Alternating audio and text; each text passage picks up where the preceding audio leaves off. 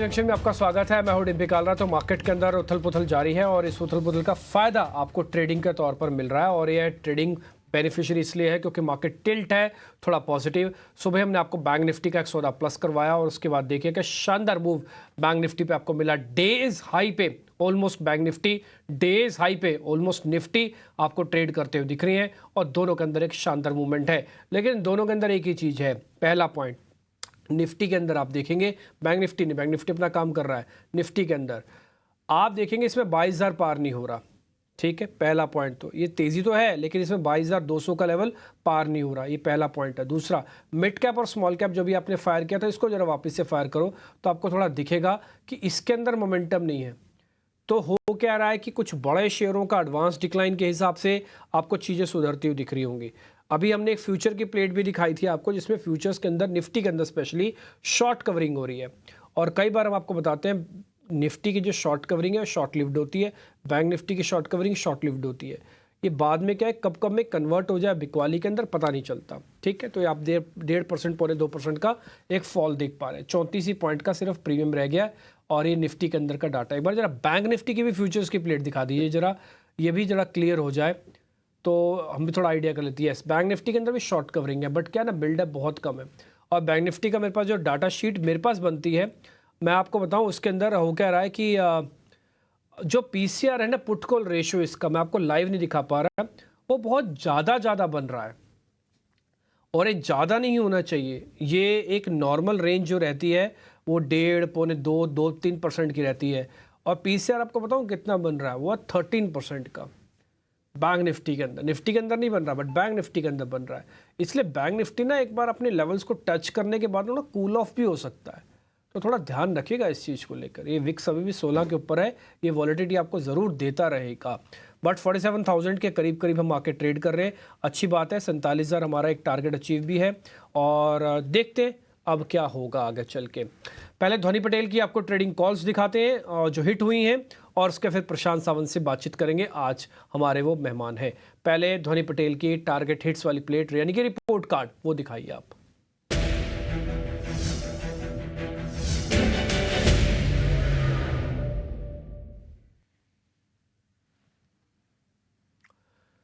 HDFC AMC बेचने की recommendation थी ध्वनि की तरफ से, 2% का गेन। निफ्टी बैंक पे था उनका रिकमेंडेशन, 1% का गेन। आपको कल प्लस करवाया था, हाँ या ध्यान होगा, उन्होंने निफ्टी अवॉइड करवाया था, बैंक निफ्टी प्लस करवाया था, ये आपको अच्छे से याद होगा। हाँ, और दूसरा पॉइंट था उन्होंने टेक महिंद्रा की कॉल दी थी, करीब 1% का गेन वहाँ से भी आपको मिला है। तो 1% tech Mahindra, 1% bank Nifty, HDFC AMC से 2%, कुल मिला के 4%। 50% हटाइए 2%, उसका भी 50% हटाइए 1%, तब भी आप कमा के ही निकले हैं इसमें से। मैं टोटल का सिर्फ 25% ले रहा हूँ, मैंने सबका मैटर हटाया। पहले 100 का 50 किया, फिर उसका भी 50% उड़ा दिया, डेट मीन्स 25% ही रह गया। तो 25% भी अगर आप रिटर्न है तब भी आप इस शीट से लेके ही निकले हैं। ठीक, अब आगे बढ़े। प्रशांत सावंत हमारे आज के मेहमान हैं। बाजार देखते देखते डेज हाई पे आ चुका है। आज मेरे को निफ्टी देख के भी अच्छा लग रहा है, भले ही आज रिलायंस नीचे है अभी 8 रुपये, लेकिन निफ्टी भी ऊपर आया है और उसकी भी एक परिसीमा है। जैसे 47,000 पहला एक टारगेट हो सकता था बैंक निफ्टी का, करीब करीब बैंक निफ्टी वहाँ पहुँचा है और निफ्टी का 22,200 तक का ही एक मूवमेंट अभी तक तो दिख रहा है। प्रशांत सावंत हमारी हेल्प करेंगे, बताएंगे कि निफ्टी बैंक निफ्टी में इस समय क्या करना चाहिए, जिनके पास पोजीशन है वो क्या करें और जिनके पास नहीं है वो क्या करें। प्रशांत जी नमस्ते। पहले वो बताइएगा जिनके पास पोजीशंस हैं वो क्या करें और फिर उनके बारे में बताइए जिनके पास नहीं है फिर वो क्या करें। जी, डिम्पी जी, गुड आफ्टरनून और सभी दर्शकों को नमस्कार। तो जहाँ तक मुझे याद है, पिछले मंगलवार जब हम मिले थे, जब मार्केट्स वीक लग रहे थे, तब मैंने एक स्टेटमेंट कही थी कि 22-1-24 ये जो पहले का हाई था, उसको जस्ट 22-1-26 का हाई तक बना था। तो मैंने ये कहा था कि जब भी ऐसा पिन पॉइंट हाई से सेलिंग होती है, वो हाई बहुत जल्द क्रॉस होता है, तो मैं एक्सपेक्ट कर रहा हूँ कि न्यू हाई बनेगा और अभी हम कंफर्टेबली जस्ट न्यू हाई बना नहीं है, हम 2 दिनों से उसके ऊपर ट्रेड भी कर रहे हैं। तो मुझे लग रहा है कि अब निफ्टी में जो स्ट्रेंथ है वो नेक्स्ट लेग ऑफ रैली शुरू हो रही है। बट सिर्फ मैं एक स्टॉक पे ध्यान रख रहा हूँ काफी वक्त से इस रैली में पार्टिसिपेशन के लिए, दोनों इंडाइसेस के लिए, निफ्टी एंड बैंक निफ्टी के लिए, वो स्टॉक है एचडीएफसी बैंक।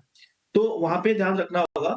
जहां तक निफ्टी के लेवल्स की बात है, तो अब मुझे लग रहा है कि जिनके पास, जैसे आपने पूछा, जिनके पास पोजीशन हो, पोजिशनल ट्रेडर्स जो है वो अभी भी डीप स्टॉप लॉस रखी है मेरे हिसाब से 21,980 यानी 22,000 के नीचे आपको पोजिशनली स्टॉप लॉस रख के खड़े रहना है। इस ट्रेंड को पूरी तरह से राइड कीजिए, क्योंकि अगर आप पोजिशनल हो तो आपके लॉन्ग्स काफी पहले से होंगे, तो आप मोटा-मोटी 22,000 के स्टॉप लॉस से ट्रेल कर रहे हो 20 पॉइंट नीचे। जो फ्रेश खरीदारी जो शॉर्ट टर्म ट्रेडर्स हैं, उनको अभी स्टॉप लॉस रखना होगा 21,990 21,985 यानी जस्ट सॉरी 22,090 22,085 करंट लेवल से 80 पॉइंट नीचे, 80 टू 90 पॉइंट्स नीचे। फ्रेश खरीदारी जिसको करनी है, मुझे लग रहा है कि 22,150 160 इस जोन में आप बाय कर सकते हो। स्टॉप लॉस वही रखिए जो मैंने कहा 22,080 का, यानी 80 पॉइंट आपकी रिस्क होगी। चाहिए तो आप 22,070 60 भी रख सकते हो। करीबन 80-100 पॉइंट से ज्यादा रिस्क मत लीजिए। पहला टारगेट आपका होगा 22,300 22,300 और 22,300 के ऊपर अगर निफ्टी का स्पॉट क्लोज हो, तो मुझे लग रहा है हम नेक्स्ट लेवल जो देखेंगे वो होगा 22,500 का। तो ओवरऑल डेफिनेटली बायस पॉजिटिव है। मुझे लग रहा है जो 3 दिनों से इस रेंज में हम ट्रेड कर रहे हैं, वो एक प्राइस एक्सेप्टेंस दर्शा रहा है। तो बिल्कुल निफ्टी मेरे बाय लिस्ट में जाता है।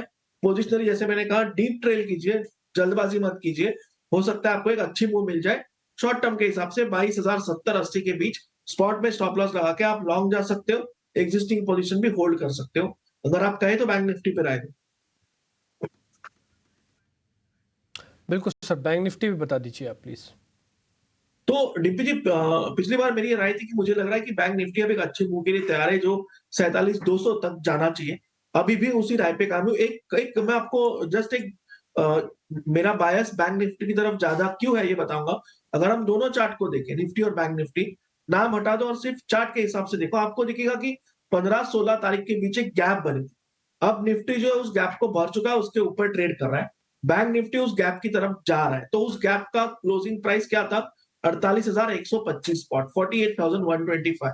तो पोजिशनली हमें कम से कम ये टारगेट मान के चलना होगा कि हम 48,100 48,000 तक तो जा ही सकते हैं। अब इसके लिए स्टॉप लॉस कहाँ रखना होगा? करंट प्राइस जो 46,900 46,900 के आसपास। तो स्टॉप लॉस रखिए 46,400 46,400 और होल्ड कीजिए फॉर टारगेट्स अराउंड 48,000।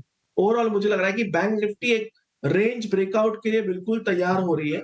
आज एक्सपायरी हो सकता है आफ्टरनून में थोड़ा शेकी रहे, बट ओवरऑल अगर हम 47,000 के ऊपर क्लोज हो जाए, तो स्ट्रेट जो ट्रेड होगा आपका वो 1,000 पॉइंट के लिए होना चाहिए। स्टॉप लॉस 400 पॉइंट का रखिए तो भी 1:2.5 का रिवॉर्ड होगा। ओवरऑल मुझे लग रहा है 47,000 के ऊपर बैंक निफ्टी एक स्ट्रॉन्ग हाई कन्विक्शन बाय होगा।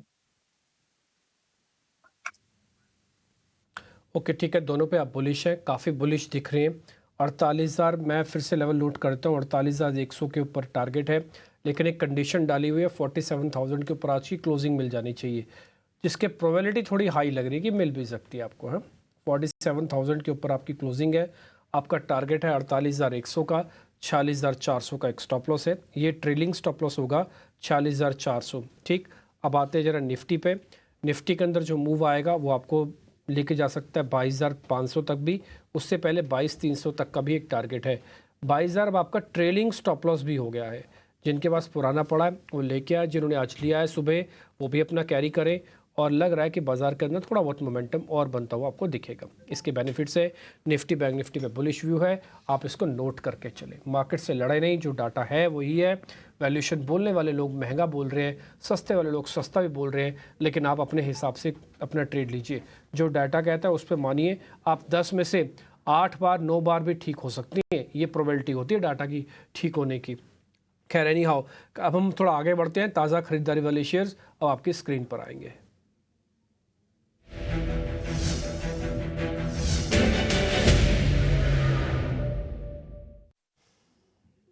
सर दो शेयर हमने निकाले हैं, पहला है गोदरेज प्रॉपर्टीज़, दूसरा आरबीएल बैंक। इन दोनों पे जरा आपका टेक चाहिए। इन दोनों पे कुछ ट्रेड बनता है सर, गोदरेज प्रॉपर्टी और आरबीएल बैंक? तो डिब्बी जी गोदरेज प्रॉपर्टीज अगर हम देखें तो एक स्ट्रॉन्ग मूव के बाद कंसोलिडेशन में गया है और 20 दिनों के एवरेज के साथ स्ट्रगल कर रहा है। बट मुझे लग रहा है क्योंकि यहाँ पे एक रिस्क छोटी है और अगर हम हायर टाइम फ्रेम्स पे जाए तो अभी भी वो स्ट्रांगली बुलिश है। मुझे लग रहा है एक बाय का ट्रेड आप इनिशिएट कर सकते हो। अभी हम 2310 2320 के बीच ट्रेड कर रहे हैं। आपका सॉरी, आपका जो स्टॉप लॉस होगा वो होना चाहिए करीबन 2290 2290, ऑलमोस्ट 1% आपकी रिस्क होती है।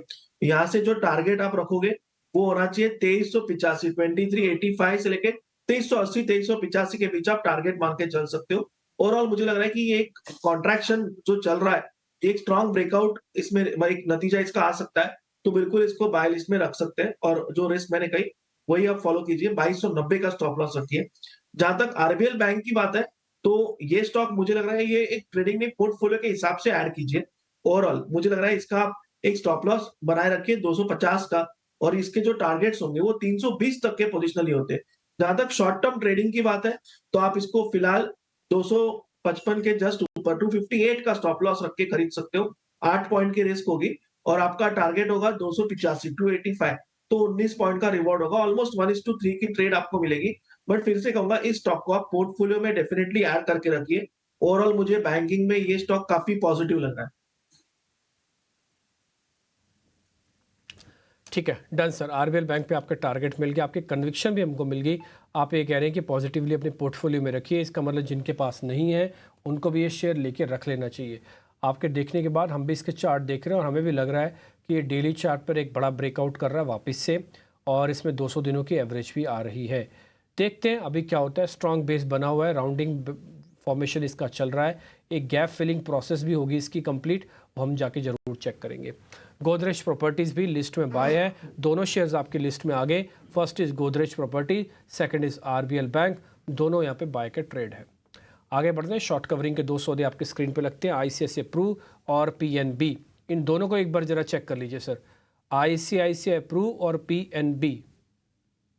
तो डिम्पी जी, इनमें अगर एक चुनना हो तो वो स्टॉक मेरा होगा पीएनबी। मुझे लग रहा है कि ओवरऑल सेक्टोरल स्ट्रेंथ है यहाँ पे बहुत ही पॉजिटिव, और ये जो ब्रेकआउट लेवल के ऊपर सस्टेन कर रहा है। दूसरी बात, वॉल्यूम्स जो पिछले 4-5 दिनों में काफी स्ट्रांग है। जब कल बिकवाली आई तो वॉल्यूम्स नहीं थे, यानी ये सिर्फ लैक ऑफ पार्टिसिपेशन दिखा रहा है कल के सेशन में। अब मुझे लग रहा है ये जो मूव है वो कंटिन्यू हो सकती है।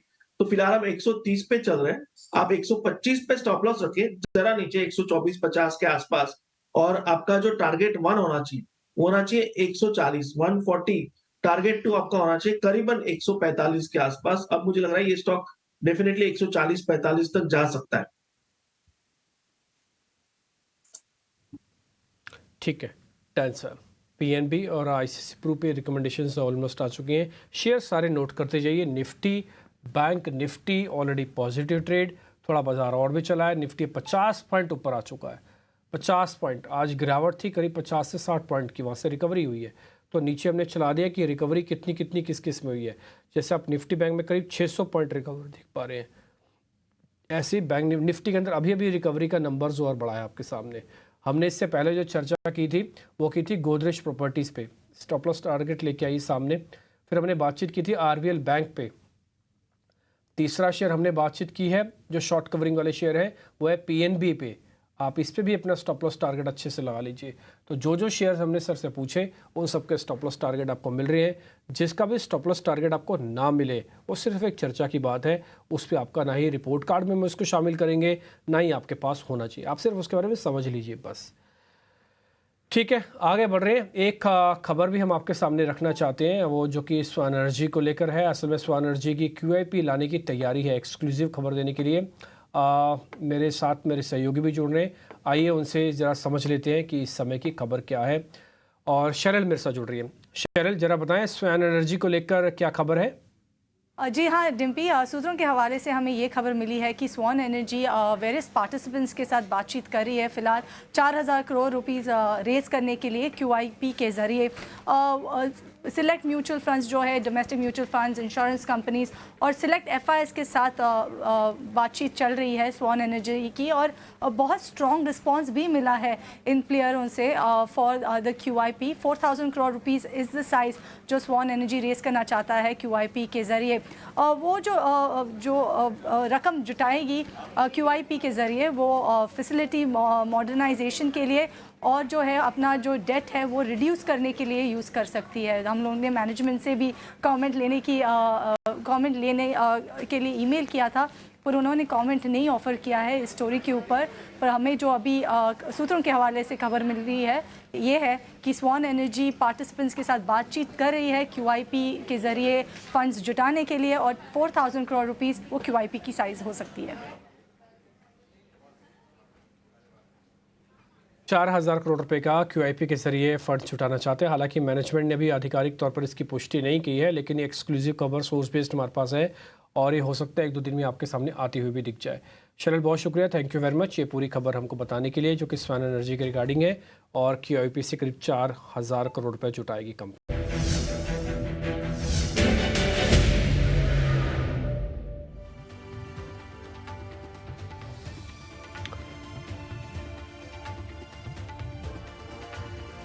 कुछ मंदी के सौदे हम आपके सामने रखते हैं जहाँ पर आज बिकवाली हो सकती है। उसमें अगर आप देखेंगे तो एक तो यूनाइटेड स्पिरिट्स से थोड़ा प्रॉफिट बुकिंग करा रहा है, शेयर बहुत बढ़िया चला हुआ है लेकिन अभी थोड़ा प्रॉफिट बुकिंग करा रहा है। ये सीवियर है, एक बार ज़रा चेक करवाना होगा। दूसरा ल्यूपिन भी बहुत बढ़िया शेयर चला हुआ है लेकिन वो भी प्रॉफिट बुकिंग करा रहा है। सर, दोनों शेयर्स पे प्रॉफिट बुकिंग सीवियर हो रही है क्या? ज़्यादा प्रॉब्लम है तो पैसे शॉर्ट करके बनेंगे तो ज़रा बताइए, नहीं तो फिर स्ट्रक्चरली तो दोनों ही शेयर ठीक है। जी, डिम्पी जी, आपने जो लास्ट में कहा वही सही है, स्ट्रक्चरल दोनों ठीक है।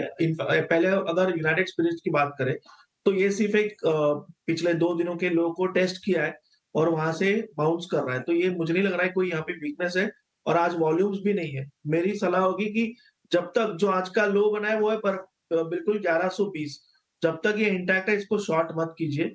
मुझे लग रहा है कि शॉर्टिंग अवॉइड करनी चाहिए। अगर ये 1120 के नीचे क्लोज हो तो शायद वीक हो जाए, बट फिलहाल मुझे लग रहा है कि शॉर्टिंग लिस्ट से इसको छोड़ देना चाहिए और लुपिन को बिल्कुल भी शॉर्ट नहीं करना चाहिए। 2 वजह है इसकी। एक तो ये स्ट्रॉन्ग स्टॉक है जो डिप लेके 20 दिनों के एवरेज पे आ रहा है। दूसरी वजह है कि ये फार्मा सेक्टर है। फार्मा सेक्टर में ओवरनाइट न्यूज़ या ओवरनाइट डेवलपमेंट ऐसे हो जाते हैं ट्रेंड के डायरेक्शन में कि वो बहुत बड़े गैप अप या गैप डाउन देते हैं। अभी इसकी जो ट्रेंड है वो स्ट्रांगली बुलिश है। तो मुझे लग रहा है इसको बिल्कुल भी शॉर्ट नहीं करना चाहिए। जब तक इसकी 20 दिनों की एवरेज ब्रेक ना हो, तब तक हर डिप को बाइंग के हिसाब से यूज़ करना होगा। तो मैं दोनों को ही शॉर्टिंग से अवॉइड करूँ। ठीक है, दोनों को शॉर्टिंग से अब अवॉइड करेंगे। सर, अनवाइंडिंग के 2 शेयर भी जल्दी से पता कर लूँ आपसे, जरा वो भी चेक कर लीजिए। एक तो डॉक्टर लाल पैथलैब है, दूसरा अपोलो टायर्स है। इन दोनों में अनवाइंडिंग हो रही है, कोई ट्रेड है तो फिर बताइए। तो डिम्पी जी, यहाँ पे लालपात लैब थोड़ा वीक लग रहा है क्योंकि एक रेंज में फंसा हुआ है। रेंज के ऊपरी लेवल को रेजिस्ट करके मुझे लग रहा है वापस नीचे के लेवल को विजिट कर सकता है। 2450 के आसपास ट्रेड कर रहा है। मुझे लग रहा है इसको आप एक बार शॉर्ट कर सकते हो। 2490 स्टॉप लॉस होगा आपका। 2450 से 90 के बीच स्टॉप लॉस रख सकते हैं और इसका जो टारगेट 1 होगा वो होगा 2380, 2380, जो कि इसका सपोर्ट है। ये एक बार विजिट हो सकता है। ये अगर ब्रेक हो तो और वीक होगा, बट फिलहाल रेंज प्ले के हिसाब से आप इसको शॉर्ट कर सकते हो। अपोलो टायर्स में अवॉइड करना चाहूंगा क्योंकि टायर सेगमेंट एज सच काफी स्ट्रेंथ दिखा रहा है एमआरएफ से लेके बाकी सारे ही। तो मैं उसको सेक्टरल स्ट्रेंथ मद्देनजर रखते हुए मैं इसको शॉर्ट नहीं करूंगा। ठीक है, एक ही ट्रेड आपको मिल रहा है डॉक्टर लाल पैथलैब, ये एक शॉर्ट का ट्रेड है। अदरवाइज अभी तक जो भी ट्रेड आपको मिले हैं वो सब बाय हैं। अपोलो टायर्स हमने अवॉइड की कैटेगरी में डाल दिया। शॉर्ट्स के 2 सौदे भी हमने रखे थे, यूनाइटेड स्पिरिट्स, ल्यूपिन, उनको गिरा दिया, वो गिर गए हैं। और तेज़ी वाले शेयर्स में एक तो PNB, RBL और गोदरेज प्रॉपर्टीज़। अभी तक 4 ही शेयर फाइनल हुए हैं, गोदरेज प्रॉपर्टीज़, PNB और एक RBL बैंक। ये अब तक 3 तेज़ी के सौदे हैं और एक शॉर्ट का होगा डॉक्टर लाल पैथलैब। नीचे खबर चल रही है कि अपनी वॉल्यूम को बढ़ाने के लिए, अपनी सेल्स को बढ़ाने के लिए गुजरात गैस कुछ हद तक कटौती कर सकता है गैस के प्राइसेस में। ऐसी खबर नीचे आ रही है। एक बार इस खबर को ऊपर लेके आइए, थोड़ा अच्छे से इसको पढ़ पाएँ। 1 मार्च से कटौती हो सकती है। ये इंडस्ट्रियल गैस, ये मोरबी वाले एरिया में करती है, आपको ध्यान है। गुजरात गैस जहाँ पे टाइल्स काफ़ी बनती है और गुजरात गैस का बहुत बड़ा एरिया है एक्चुअली इन द एरिया से, मतलब मोरबी के अंदर जो गैस इस्तेमाल हो रही है गुजरात गैस की है। और वहाँ पे अगर ये कीमतें गिराता है तो 2 बेनिफिट होंगे। फर्स्ट बेनिफिट तो उन टाइल्स वाली कंपनीज़ को होगा जिनकी कॉस्टिंग कम आएगी। गुजरात गैस ये कह रहा है कि हम इसलिए घटा रहे हैं ताकि अपने वॉल्यूम को बढ़ा पाएँ। तो ये एक पॉइंट है जो उनका कहना है। एक चेक काम करते हैं, गुजरात गैस चेक करवा लेते हैं। ज़रा सर चेक करेंगे आप प्रशांत जी गुजरात गैस, फिर आपकी ट्रेडिंग कॉल्स लेते हैं।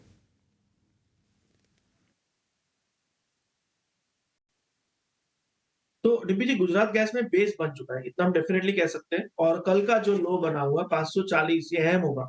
तो अगर कोई खरीदना चाहे 535, 535 आपका स्टॉप लॉस होगा। और मुझे लग रहा है यहाँ से आप पहला टारगेट रखो जो कि रेजिस्टेंस है 580 का, 580। और ये स्टॉक अगर 580 को क्रॉस कर दे, जो कि एक गैप रेजिस्टेंस के आसपास नजर आ रहा है, तो शायद हम 600 तक के लेवल फिर से देख सकते हैं। बट इनिशियली 580 का टारगेट रख के आप इसको बाय कर सकते हो और 535 का स्टॉप लॉस। ठीक है, 535 का एक स्टॉप लॉस है। गुजरात गैस का ट्रेड भी हमने कन्वर्ट कर दिया। बेस बन चुका, ये बात अच्छी है। और अगर बेस बन चुका तो आपको धीरे धीरे वॉल्यूम के साथ आना चाहिए। ब्रेकआउट्स पे वॉल्यूम अच्छे होने चाहिए, बट बेस पे वॉल्यूम अच्छा नहीं होना चाहिए। बेस पे थोड़ा एक्सपेरिमेंटल होता है वो। 580 का टारगेट है, 535 का एक स्टॉप लॉस है। प्रशांत जी, आपकी ट्रेडिंग कॉल्स। जी डिम्पी जी, मेरा फर्स्ट पिक होगा bank of Baroda. PSU banking में बहुत स्ट्रेंथ है और यहाँ पे 265 स्पॉट क्लोजिंग बेसिस का स्टॉप लॉस रहा के आप लॉन्ग जा सकते हो। टारगेट आपको रखना है 290 और उसके बाद 295, 290, 295। नेक्स्ट पिक मेरा होगा रिलायंस। यहाँ पे स्टॉप लॉस स्पॉट में रखिए 2905, 2905। टारगेट रखिए 2975 का। यहाँ पे मैंने अपने क्लाइंट्स को इसकी कॉल भी दिला रखी है, तो इसको आप कैश के जरिए, ऑप्शंस के जरिए भी ट्रेड कर सकते हो। ओवरऑल मुझे लग रहा है कि इसका स्ट्रक्चर बहुत पॉजिटिव है और ये 3000 तक कंफर्टेबली जा सकता है। ठीक है सर, रिलायंस इंडस्ट्रीज के ऑप्शंस का ट्रेड बता रहे थे ना, एक बार वापस से बताएंगे। ऑप्शंस का कोई ट्रेड है ये तो? जो जी 2940 की जो कॉल है रिम्पी जी, करीबन 45-46 पे चल रही है। इसको 30 के स्टॉप लॉस से भी बाय कर सकते हैं अगर कोई ऑप्शंस में लेना चाहे तो। और आपका जो टारगेट होगा वो होगा 65 से लेके 75 के जोन में। ओवरऑल मुझे इस स्टॉक में लग रहा है मोमेंटम डेवलप होना चाहिए 1 से 2-3 दिनों में, तो ये टारगेट्स ऑप्शन में आने के चांसेस भी काफी ज्यादा है। ठीक है, 2940 की कॉल है। आप ये कह रहे हैं कि 45 रुपीज़ में मिलेगी। 30 रुपीज़ का एक स्टॉप लॉस लगाना है। 65 से 75 तक का टारगेट है। ऑप्शंस ट्रेड भी लिख लो आप सामने, हम फिर से लिखवा देते हैं अगर किसी से छूट गई है। 2940 की कॉल है, 46 रुपये में लेनी है। 30 रुपये का आपका एक स्टॉप लॉस है, 30 रुपये का लगाइए स्टॉप लॉस। 65 का कैसे लगेगा स्टॉप लॉस? हाँ, 30 रुपये का स्टॉप लॉस लगाइए आप उसमें। 65 और 75 दो टारगेट हैं, ठीक है, दो टारगेट आप डाल दो। करेक्ट कर दिया हमने। 30 का स्टॉप लॉस 45 पे लेना, 15 रुपये जाएंगे और करीब 25 से 30 रुपये आने की प्रोबेबिलिटी हाई है और आप इसका फ़ायदा उठाइएगा।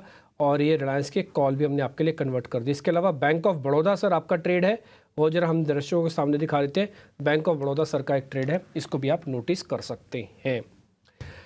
ठीक है जी, thank you very much Prashant ji, बहुत बढ़िया। आपके हमने 4 शेयर आपने हमारे में से छांट के दिए हैं। गोदरेज, रिलायंस इंडस्ट्रीज, वो तो आपका ही है, पीएनबी और डॉक्टर लाल पैथ लैब दिया है एक, और साथ ही आपने आरबीएल बैंक दिया है जो हमने आपसे पता किए थे।